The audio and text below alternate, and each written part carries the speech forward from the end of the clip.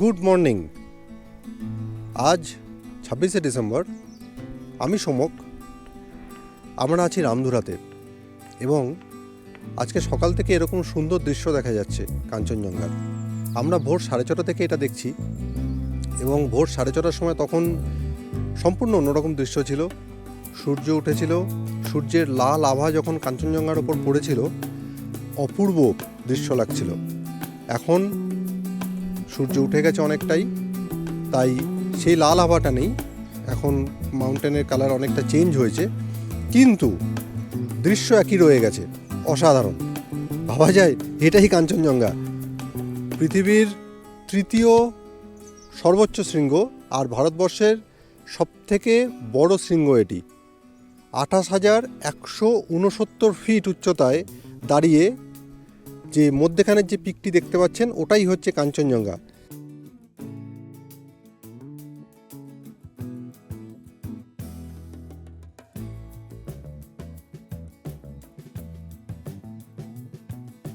আর দেখুন চারদিকের দৃশ্যটা, এই যে এইখানে ফগটা পড়েছে আজকে, ফগটা আজকে পাহাড়ের একদম নিচে। আর এই হচ্ছে রামধুরা গ্রামটা, যে গ্রামটা আমরা প্রথম দিন মনে আছে, প্রথম দিন আমরা হেঁটেছিলাম গ্রামের মধ্যেখান দিয়ে। এইটা হচ্ছে সেই রামধুরা গ্রামটা, এটা নিচ দিয়ে যেতে হয়।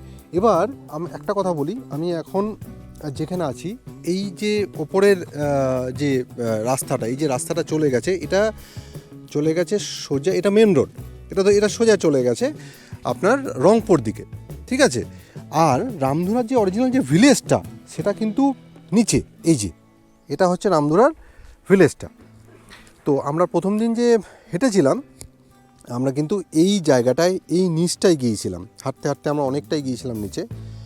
তো এই হচ্ছে রামধুরা ভিলেজটা, আর এখান থেকে খুব সুন্দর ভিউ পাওয়া যায় কাঞ্চনজঙ্ঘার। আর যদি রংপুর যে মেন রোডটা দেখালাম তার আশেপাশে যে হোমস্টেসগুলো রয়েছে সেখান থেকেও এরকম আনইন্টারাপ্টেড ভিউ। সুতরাং এই গোটা জায়গাটাই এত সুন্দর। এখান থেকে কাঞ্চনজঙ্ঘা সকালবেলা মানে সারা দিন বলা যেতে পারে খুব সুন্দর দেখা যায়। আর হ্যাঁ, একটা জিনিস সেটা হচ্ছে আজকে হ্যালো, এইবার যেটা হলো আজকে আমাদের প্ল্যানিং, আজকে আমরা যাব গ্যাংটক। তো আমাদের আজকের প্ল্যানিং হচ্ছে এরকম যে গাড়ি আসবে 9:30। গতকাল গাড়ি এসছিল দেরিতে। আর আমরা গতকাল সত্যি কথা বলতে গেলে আমরা যেটা ডেলোর পোর্শনটা করার পরে আমরা কিন্তু ফিরে আসি, কারণ আমাদের আর ওইখান থেকে আরও অন্যান্য জায়গায় যাওয়াটা অনেক দূর হয়ে যাচ্ছিল এবং সন্ধ্যা লেগে যাচ্ছিল। তো সেই জন্য আমরা ডিসিশন নিই ফিরে আসার, কারণ আজকে আমাদের সকালবেলা বেরোতেও হবে। তো তো আজকে গ্যাংটক যাওয়া হবে। এখান থেকে আনুমানিক ঘন্টা 3 মতো লাগবে এক্সপেক্টেড যেতে। তো আপনারা এসে রামধুরাতে কিন্তু থাকতেই পারেন একটা রাত। এখানে এসে ভিলেজটা এক্সপ্লোর করুন, চারদিকে দেখুন, ভালো লাগবে। আর সেই সঙ্গে এখান থেকে আপনারা চলে যান হচ্ছে ডাইরেক্ট সিল্ক রুটের দিকে, কারণ এখান থেকে যারা পর্যটকরা আসে তারা সবাই ওই দিকটাই যেতে পছন্দ করে। কিন্তু আমরা এবারে যাচ্ছি গ্যাংটক, আর ব্রেকফাস্ট করে আমরা বেরোবো। এখানে আরেকটা জিনিস বলে দিই যে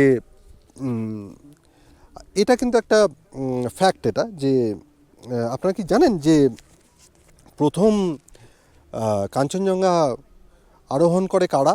দুজন ব্রিটিশ ক্লাইম্বার 1955 সালে এটা ক্লাইম্ব করে। জো ব্রাউন এবং জর্জ ব্যান্ড নামে ব্রিটিশ ক্লাইম্বার, দুজন ব্রিটিশ ক্লাইম্বার, ওরা এটা ক্লাইম্ব করে 1955-এ। আর হ্যাঁ, এখানে আরেকটা জিনিস যেটা বলার সেটা হচ্ছে ওরা যে ক্লাইম্বটা করেছিল ওরা কিন্তু একদম পাহাড়ের ওপরে যায়নি, ওরা পাহাড়ের ঠিক ওপরের যে টপ জায়গাটা সেখান থেকে একটু নিচ পর্যন্ত ওরা ক্লাইম্ব করেছিল আউট অফ রেসপেক্ট। কারণ পাহাড় তো আমাদের কাছে ভগবান, তো আউট অফ রেসপেক্ট তারা একদম পিক পর্যন্ত যায়নি, তারা তার ঠিক একটু নিচ পর্যন্ত তাদের ক্লাইম্ব শেষ করেছিল 1955 সেই সাল। আর আজকে আমরা এখান থেকে দেখতে পাচ্ছি সুন্দর কাঞ্চনজঙ্ঘা, অসাধারণ। এখন 10:40, আমরা প্রথমে এলাম হচ্ছে জলসা বাংলো। গ্যাংটকে যাওয়ার যে রাস্তা তাতে প্রথমে পড়ে জলসা বাংলো। আর এই হচ্ছে সেই বাংলো, ব্রিটিশ আমলে তৈরি এই বাংলো। এই বাংলোটি ব্রিটিশ আমলে তৈরি, 1920 সালে তৈরি এই বাংলো। এটার মূল কাজ, এই বাংলোটার মানে এটা তৈরি করার উদ্দেশ্য ছিল হচ্ছে যে যারা এখানে যে সিনকোনা যে প্ল্যান্টেশনসগুলো হয়, সেই সিনকোনা প্ল্যান্টেশনসের যারা লোকজন বা অফিসিয়ালসরা থাকার জন্য এই বাংলোটাকে তৈরি করা হয়েছিল। আর এই বাংলো সংলগ্ন কিছু ট্রি হাউস আছে, যেমন ধরুন এটা একটা ট্রি হাউস, হ্যাঁ এটা একটা ট্রি হাউস। এখান দিয়ে সিঁড়ি দিয়ে আপনি উঠে ওপরে থাকতে পারবেন, এটা একটা ট্রি হাউস। এটা এখন পর্যটকদের জন্য খুলে দেওয়া হয়েছে এটা। তা আপনারা চাইলে এখানে রাত্রি বাস করতে পারেন, এরকম একটি ট্রি হাউস আছে। আর এইখানে আরও একটি ট্রি হাউস আছে। তো এই ট্রি হাউসগুলোতে আপনি রাত্রিবাস করতে পারেন, কারণ আনপ্যারালাল ভিউ সামনে, দারুণ একটা ভিউ পাবেন সামনে। তো জলসা বাংলা থাকার যে ডিটেলসটা আমি আপনাদের বেরোনোর সময় দিয়ে দেবো। ওখানে একটা ইমেল আইডি আছে, সেখান থেকে পাওয়া যায়। আর এইখান থেকে খুব সুন্দর ভিউ পাওয়া যায়, তিস্তা ভ্যালির খুব সুন্দর ভিউ পাওয়া যায়। এটা হচ্ছে আপনার যে রাস্তা দিয়ে আপনি রংপো যাবেন সেই রাস্তাতেই পড়বে এটা।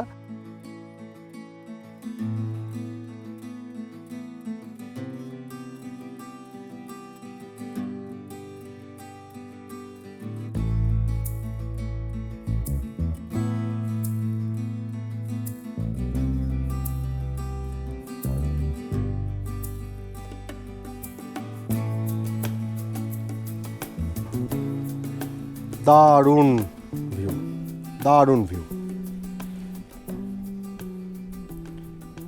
হ্যাঁ, এখানে একটা এন্ট্রি ফি আছে, সেটা হচ্ছে 25 টাকা পার হেড। তার মানে সেই এন্ট্রি টিকিটটা আপনাকে কাটতে হবে যখন আপনার গেটে ঢুকবেন তখন। আচ্ছা, গতকাল একটা জিনিস কিন্তু মানে বলতে ভুল হয়েছে, সেটা হচ্ছে ডেলো পার্কের এন্ট্রি ফি 20 টাকা, কিন্তু ডেলোর পাশে যে সায়েন্স সিটি, যেটা সায়েন্স এক্সিবিশন সেন্টার যেটা, সেটার কিন্তু একটা এন্ট্রি ফি আছে, সেটা হচ্ছে 40 টাকা পার হেড। 20 টাকা বলেছিলাম, 20 টাকা নয়, 40 টাকা পার হেড। আর আরেকটা ব্যাপার হচ্ছে যে ওর একটা পার্কিং চার্জও আছে, দ্যাট ইজ 50 রুপিস। তো আপনাকে 50 টাকা দিয়ে কেটে মানে গাড়ি রেখে যদি আপনারা আনেন তো ওটা করতে হবে। আর এই হচ্ছে বাংলোটা কিন্তু বন্ধ, তালা দেওয়া। কারণ আপনাদের থাকার যে ব্যাপারগুলো সেগুলো আমার যতদূর মনে হয় ওই ট্রি হাউসগুলোতে, সেটা একবার খোঁজ নিয়ে জানতে হবে, সেটা বেরোনোর সময় জানবো। তবে ওভারঅল বাংলোটা বন্ধ। বাংলোটা কিন্তু বড় বাংলো। এই যে পেছন দিকটাই যাচ্ছি, এটা হচ্ছে বাংলোটা পেছন দিক দিয়ে।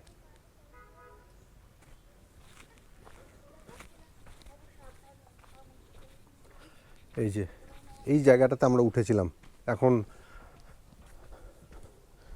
ওরা নামছে ওপর থেকে। 1 নাইট ইজিলি স্টে করা যায় এখানে, খুব ভালো লাগবে। কারণ এরকম পরিবেশে একটা রাত সারাদিন এমনিই কেটে যাবে, বসে বসে চারদিক ঘুরতে, ছবি তুলতে, ভালো। তবে হ্যাঁ, এখানে খাওয়া দাওয়ার কি বন্দোবস্ত সেগুলো জানতে হবে, সেগুলো বাইরে গিয়ে দেখি জিজ্ঞাসা করব।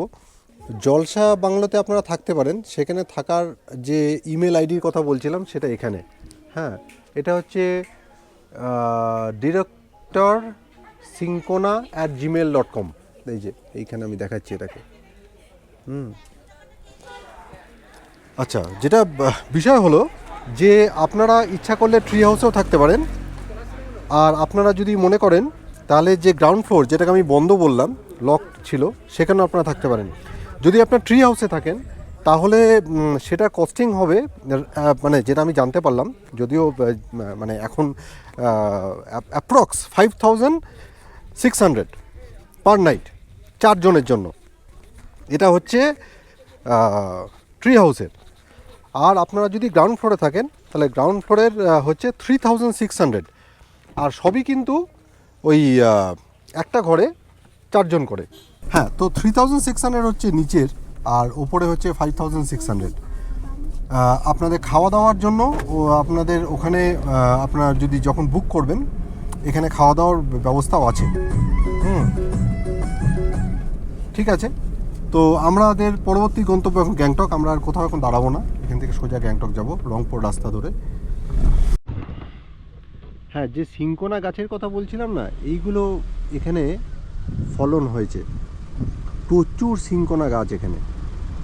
এই যে এটা পুরো সিংকোনার জঙ্গল রীতিমতো। হ্যাঁ, প্রচুর সিংকোনা গাছ। এটা আমরা পেলাম হচ্ছে এই ভাইয়া জায়গাটার নাম কি? মনসাং। দেখুন, কালিম্পং ডিস্ট্রিক্ট। হ্যাঁ, মানে কালিম্পং থেকে আমরা যখন গ্যাংটক যাচ্ছি এই রাস্তাতে পড়লো মনসাং বলে একটা গ্রাম। গ্রামটাও খুব সুন্দর। আর এই যে এখানে প্রচুর প্রচুর গাছ হয়েছে। তো এটাই দেখানোর ছিল। তো আমাদের আর মোটামুটি আরও 1.5 ঘন্টা মতো লাগবে। তো গিয়ে তারপরে আবার কানেক্ট করছি। গ্যাংটকের প্রবেশদ্বারে দাঁড়িয়ে থাকা অটল সেতুটি যেন শহরের গেটওয়ে। হ্যাঁ, অটল সেতু সিকিমের গেটওয়ে হিসেবেই পরিচিত। এটি জাতীয় সড়ক 10 বা NH-10 অংশ, যা সিকিমের প্রবেশদ্বার হিসেবে কাজ করে। অটল সেতুটি গ্যাংটক শহরের কাছে অবস্থিত এবং এটি সিকিমের সাথে বাকি ভারতের সংযোগ স্থাপন করে। সেতুটি পার হয়ে আমরা গ্যাংটক শহরে প্রবেশ করলাম।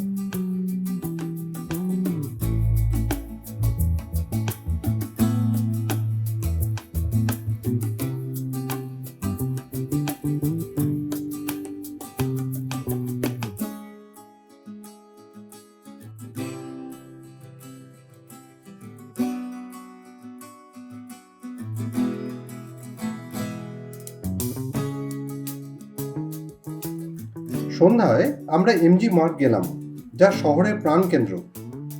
MG মার্গের সৌন্দর্য অপরূপ। চারদিকে মানুষের ভিড়, আলোর ঝলকানি আর বড়দিনের আমেজ সব মিলিয়ে এই জায়গাটিকে আরও আকর্ষণীয় করে তুলেছে।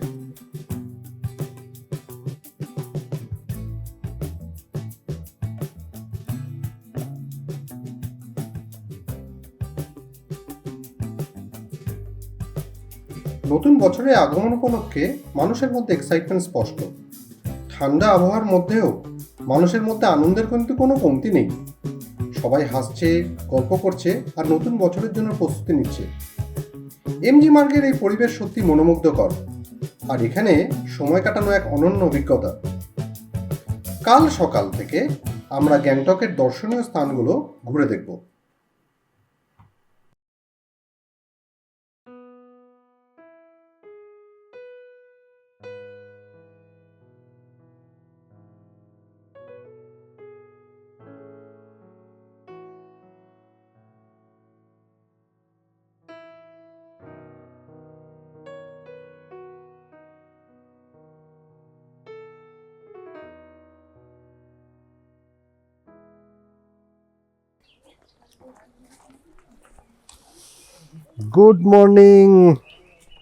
Good morning from Gangtok. আমরা এখন এসেছি গ্যাংটক সাইট সিইংয়ে। তো প্রথম পয়েন্ট যেটা নিয়ে এলো সেটা একটা ওয়াটারফল ছিল, বাকথাং ওয়াটারফল। বাক মানে ফরেস্ট আর থাং মানে মিডো। ছোট্ট একটি ওয়াটারফল রাস্তার ধারে, আর সেখানে আবার দেখলাম জিপ লাইনও হচ্ছে। তো এখন আমরা এসেছি গোংজাং মনেস্ট্রি। গোংজাং মনেস্ট্রিটা অ্যাকচুয়ালি আমাদের যেখানে আমরা আছি দ্য শায়ার, সেখান থেকে মিনিট 15 মাত্র নিল বাকথাং ওয়াটারফল। আর তারপরেই আর মিনিট 5 পরেই এই গোংজাং মনেস্ট্রি। 1980 সালে ওই 1980s তৈরি। আর এইখানে টিবেটিয়ান কালচার নিয়ে পড়াশোনা করা হয়, মানে যারা টিবেটিয়ান কালচার নিয়ে কোর্স করে তাদের পড়াশোনা করানো হয় এখানে। বেসিক্যালি এটা একটা মনেস্টারি, এবং দেখছিলাম যে টিবেটিয়ান কালচার, তারপর আরও অনেক কিছু বিষয়ে এখানে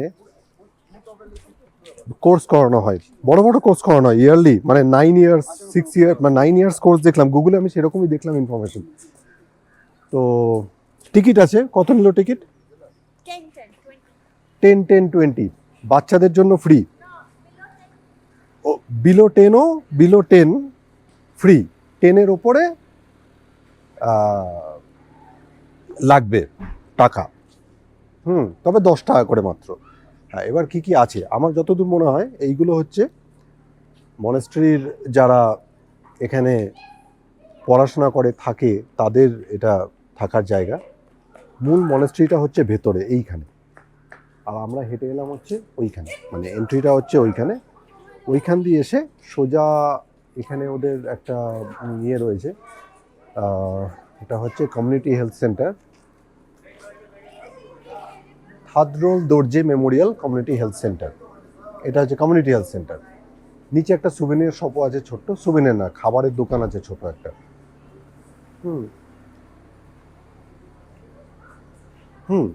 আর ওপরে হেলথ সেন্টারটা আমি যেটা দেখাচ্ছিলাম সেটা হচ্ছে এইটা হচ্ছে মনাস্ট্রির ঠিক বাইরে, মংসদের জন্য এটা। দেখুন রুমগুলো আবার নাম্বারিংও করা আছে, মানে অনেকটা আমার মনে হয় হোস্টেলের মতো। কিছু মংস ওপরেও আছে দেখতে পাচ্ছি। বেসিক্যালি যারা এখানে রিসার্চ করে বা পড়াশোনা করে তাদের জায়গা। এইবার আমরা মূল যে মনেস্ট্রি তার দিকে যাচ্ছি। খুব সুন্দর, পরিষ্কার পরিচ্ছন্ন, আর একটা বিশাল একটা ফ্ল্যাগের মাস্ট আছে এখানে। এই মনেস্ট্রিটা কিন্তু খুব পুরনো নয়, 1980-তে তৈরি দেখলাম গুগলে, তার মানে রিলেটিভলি নিউ। এই যে দারুণ লাগছে।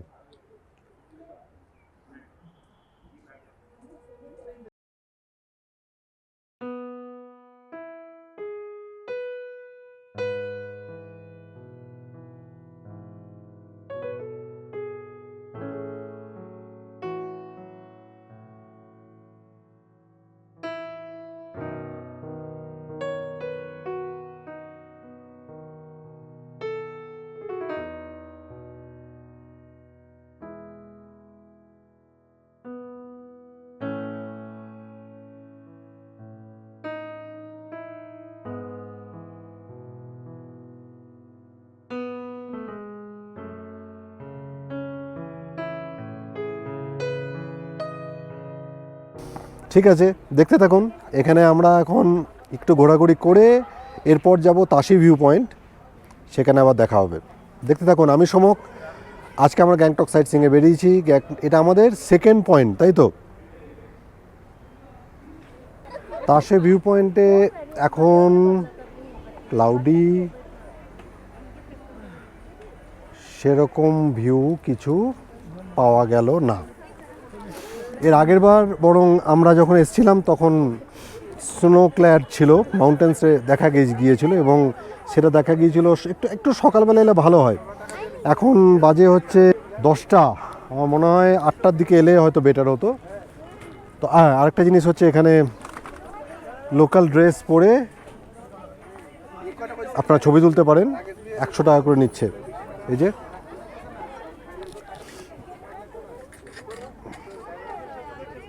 তো এছাড়া এখানে 360 সেলফি রয়েছে, যে ওরা ফিট করছে 360 সেলফি।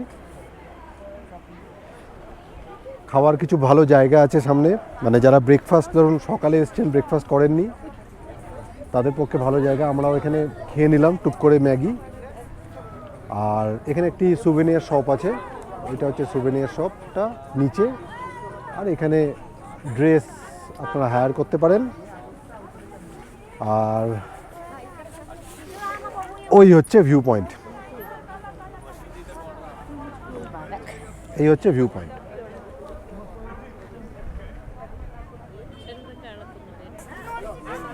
এই যে দেখুন, এখানে রীতিমতো হিড়িক পড়ে গেছে।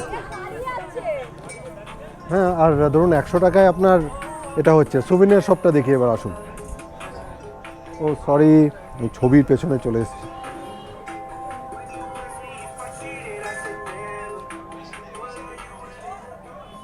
আচ্ছা, এই হচ্ছে সুভেনিয়ার শপটা।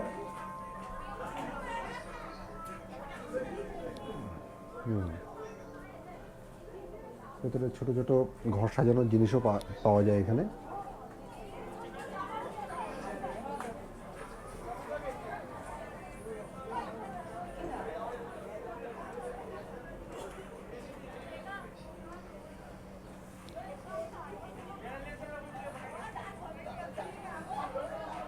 উইন্ড চাইমস আছে।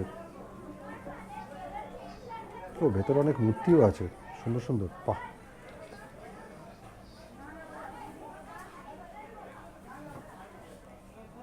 ব্যাগস। তবে আমার ভালো লাগলো এইগুলো, এই যে ভালো, বেশ মানে অনেক কিছু আছে, অনেক কিছু আছে। ওর ছোট্ট একটা চিপস চকলেটের দোকান। আর এই হলো তাসে ভিউ পয়েন্ট। দেখতে থাকুন। হ্যালো, আমরা এখন প্লান্ট অবজারভেটরিতে। তাসে ভিউ পয়েন্টের মিনিট 10 পরেই প্লান্ট অবজারভেটরি আছে। প্লান্ট অবজারভেটরি ব্যাপারটা হলো যে এটা একটা ফরেস্ট, যেটা কনজারভেশন অফ রডেনড্রনস অ্যান্ড অ্যালপাইন ট্রিজের জন্য করা। তার মানে বেসিক্যালি এটা একটা ছোট, মানে ছোট নয়, আমি দেখলাম বেশ বড় জঙ্গল এটা একটা, যেটা কনজারভেশন করা হয় ফর দ্য রডেনড্রনস। রডেনড্রনস ছাড়াও আরও যেসব অ্যালপাইন ট্রিজগুলো রয়েছে তাদেরকে কনজারভেশন করা হয়। ফুল এসছে কিছু, এই যে এখানে স্পেসিফিক্স কিছু কিছু গাছে ফুল আছে। তবে এইটার টাইম আমার যেটা মনে হচ্ছে সামারে এর অনেক ফুল পাওয়া যাবে।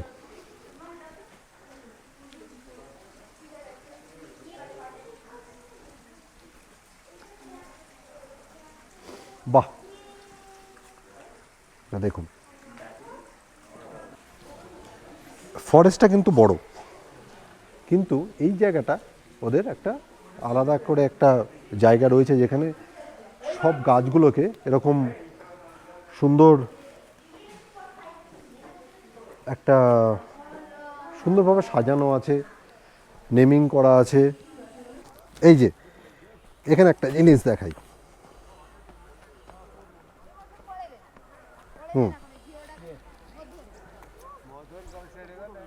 এই যে ফুলের যে ভ্যারাইটিসগুলো দেওয়া আছে, জানুয়ারি থেকে অগস্ট, মার্চ এপ্রিল, মার্চ থেকে August, early summer, late winter, early spring, April June, মানে সব কিছুর ভ্যারাইটি কিন্তু সামারে।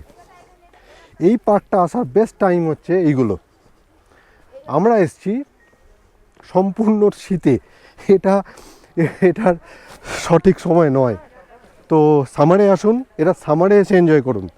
হ্যাঁ, তো যদি সামারে আসবো যখন, তখন এই পার্কটাকে দেখাবো, কারণ এই পার্কটা তখন এই পার্কের আসল মজা। এটা কিন্তু এই সময়কার নয়। হ্যাঁ, জানা গেল যে এরকম আছে, এরকম হচ্ছে, এটাই। দেখা যাক, ওয়াটারফলের দিকে যাচ্ছি। ওয়াটারফলের রাস্তাটা ঘুরে ঘুরে যাচ্ছে এরকম করে, জঙ্গলের মধ্যে দিয়ে একটা রাস্তা আছে এরকম, যেটা একটু আগে জিজ্ঞেস করলাম, কয়েকজন ওয়াটারফল থেকে ঘুরে অলরেডি ওরা আসছে, তো জিজ্ঞেস করলাম যে কীরকম, তো বললো ভালোই। তো বললাম চলো দেখা যাক। আর দুদিকে দেখাই একবার, এই যে একেবারে ঘন জঙ্গল, একেবারে জায়গাটা কিন্তু দারুণ। আমরা এটা প্রথমে, তবে এটার আসার টাইম হচ্ছে কিন্তু April, May, June, July, August, September, early শীত পর্যন্ত ঠিক আছে। তারপরে কিন্তু এই জায়গাটাতে কোনো ফুল পাবেন না, অর্কিড পাবেন। ওই যে নার্সারি মতো দেখতে গেছিলাম, ভেতরে অনেক অর্কিড ছিল, আরও অনেক রকম গাছ ছিল, সেগুলো পাবেন। প্লান্ট সম্পর্কে জানতে পারবেন, কিন্তু ফুল দর্শন পেতে গেলে সামার ইজ দ্য টাইম। হ্যাঁ, ওয়াটারফলটা হচ্ছে অ্যাডেড বোনাস, যেটা এখানে আমার যেটা মনে হয় একটা, এই তো আমরা চলে এসেছি, আওয়াজ পাচ্ছি, তার মানে আমরা নিকট।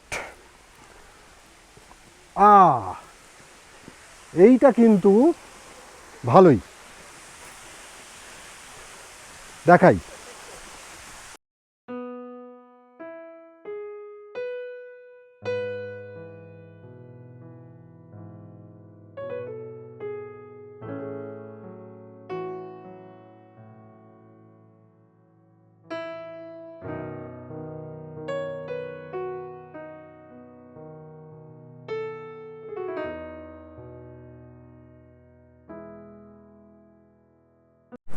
হ্যালো, আমরা এখন আছি গ্যাংটকের প্রধান আকর্ষণ বলা যেতে পারে রোপওয়ে। রোপওয়েটি 1 কিলোমিটার এখান থেকে, এটা একটি 1 কিলোমিটার রোপওয়ে যেটা দেওরালি থেকে তাসিলিং পর্যন্ত যায়। আর এটা আমাদের তিনজনের কস্টিং পড়লো 725। It's a 2 way ticket. আপনি অবশ্য আপনি 1 ওয়ে করতে পারেন, আপনি ওখানে নেমে গেলেন, কিন্তু আমরা 2 ওয়ে করলাম কারণ আমাদের গাড়ি এখানে, আমরা যাবো আবার আসবো। আর আমরা অবশ্য মাঝে গণেশটক গিয়েছিলাম।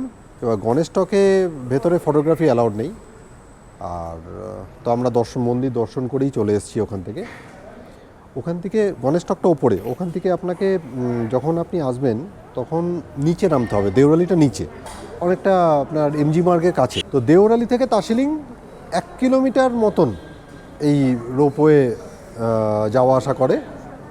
আর সময়টা জানলাম সকাল 9:30 থেকে 6:30, আমাকে তাই বললো।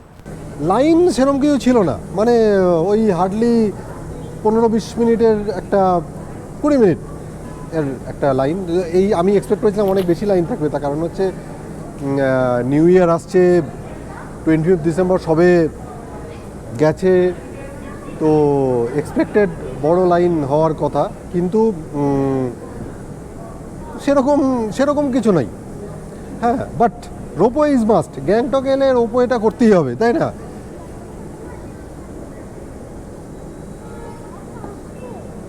এখানে লিফট আছে, মানে লিফটে করে আমরা যে টিকিট কাটলাম, তারপর লিফটে করে ওপরে উঠতে হলো। ওপরে উঠে এবার আমরা লাইনে দাঁড়িয়ে আছি এখানে। এই হচ্ছে ভিউ, রোপওয়েটা স্টার্ট করলো।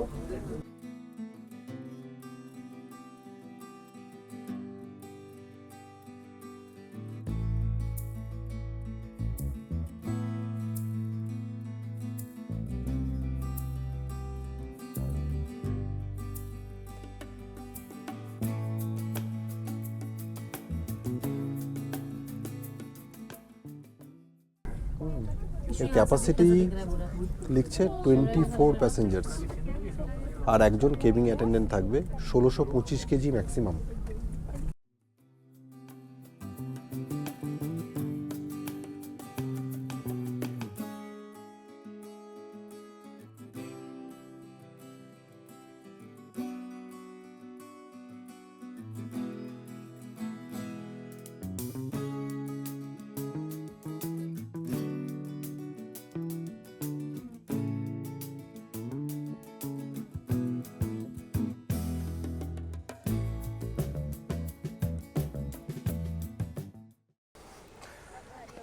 রোপওয়ে কমপ্লিট করার পরে, রোপওয়ে থেকে যখন আপনারা এক্সিট করে নিচে নামবেন, তার একটু এগোলেই নামগিয়াল ইনস্টিটিউট অফ টেকনোলজিটা পড়বে, যেটা এই মুহূর্তে দেখলাম বন্ধ।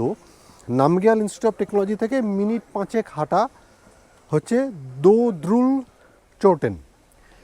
এই দো দ্রুল চোটেন একটি স্তূপা, যেটা তৈরি হয়েছিল 1945-1946। এটা তৈরি করা হয়েছিল কেন? এটা তৈরি করা হয়েছিল তার কারণ হচ্ছে নেগেটিভ এনার্জিজ সরানোর জন্য, পজিটিভ ভাইবস আনার জন্য এই দো দ্রুল চোটেন তৈরি করা হয়েছিল 1945-1946 সালে। ঠিক আছে, এটার মেন যে স্তূপাটা সেটা হচ্ছে এইটা। এটা হচ্ছে মেন স্তূপাটা।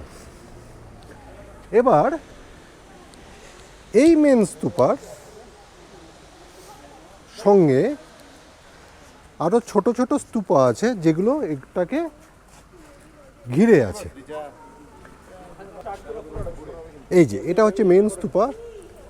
মেন স্তূপার ওপরে সোনালি রঙের একটি টপ যেটা ওপরে রাখা আছে, দেখতে পাচ্ছেন অনেক কটা স্তরে রাখা রয়েছে। আর এর সাথে রয়েছে এই ছোট ছোট আরও স্তূপাগুলো। এটা হচ্ছে সিকিমের সবথেকে বড় স্তূপা। আর একটা বিষয় হলো, এই যে মেন স্তূপাটা তার চারদিকে প্রেয়ার হুইলস রয়েছে। এই যে প্রেয়ার হুইলসগুলো,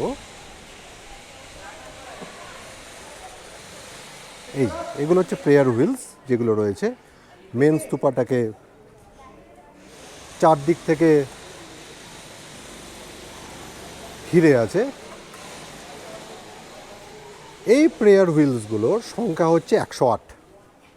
এই 108 আবার কিন্তু আমাদের যে হিন্দু ধর্মের আমরা যে 108টা আমরা যে নাম জপ করি 108, এই প্রেয়ার হুইলস ও কিন্তু 108। তার মানে এখানে বুদ্ধ ধর্ম আর হিন্দু ধর্মের কিন্তু একটা এইখানে কিন্তু একটা মিল রয়েছে। স্তূপার মধ্যে কি আছে? স্তূপার মধ্যে তিবেতিয়ান হোলি রেলিক্স, হোলি বুকস, ওদের ধর্মের নানা রকম বই, এখানে আওয়াজ আসছে অনেক, নানা রকম বই, তাদের বুদ্ধার টিচিংস, এই জিনিসগুলো এখানে রাখা আছে। তো এই হলো ডোড্রুল চোটেন। আচ্ছা, ডোড্রুলের মানে হচ্ছে ভিক্টরি। হ্যাঁ, ডোড্রুল কথাটা মানে কিন্তু ভিক্টরি, তো এটাকে ভিক্টরি চোটেনও বলা যেতে পারে। এটা অবশ্য আমি ঠিক জানি না, মানে ডোড্রুল মানে ভিক্টরি জানি, বাট ভিক্টরি চোটেন বলা যাবে কি না সেটা জানি না। আচ্ছা, এগুলোকে না অ্যান্টি ক্লকওয়াইজ না, ক্লকওয়াইজ ঘোরাতে হবে। ঠিক আছে, এরকম হবে। বলা হয় এটাকে ধরাটাও একটা পুণ্যের কাজ। আর এই যে আমরা করছি, এটাতে আমাদের এই যে মন্ত্রগুলো আছে, এই মন্ত্রগুলো তার মানে আমার জপ করা হচ্ছে।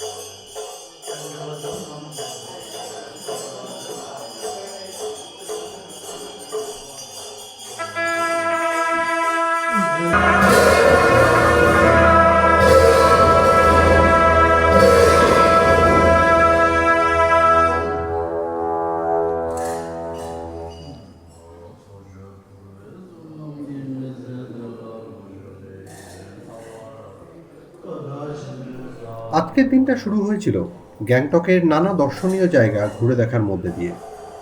সকাল থেকে একের পর এক সুন্দর সুন্দর স্থান, পাহাড়ের রাস্তা, প্রকৃতির সৌন্দর্য আর গ্যাংটকের নিজস্ব শান্ত পরিবেশ, সব মিলিয়ে দিনটা ছিল ভীষণ রঙিন বা স্মরণীয়। সারাদিনের ঘোরাঘুরি শেষে দিনের একেবারে শেষ প্রান্তে এসে আমরা পৌঁছালাম গ্যাংটকের ডোড্রুল চৌটেনের মঠে। এখানেই যেন দিনের সব কোলাহল ধীরে ধীরে থেমে গেল। মঠের ভেতর ঢুকেই দেখলাম ভিক্ষুকরা প্রার্থনায় মগ্ন।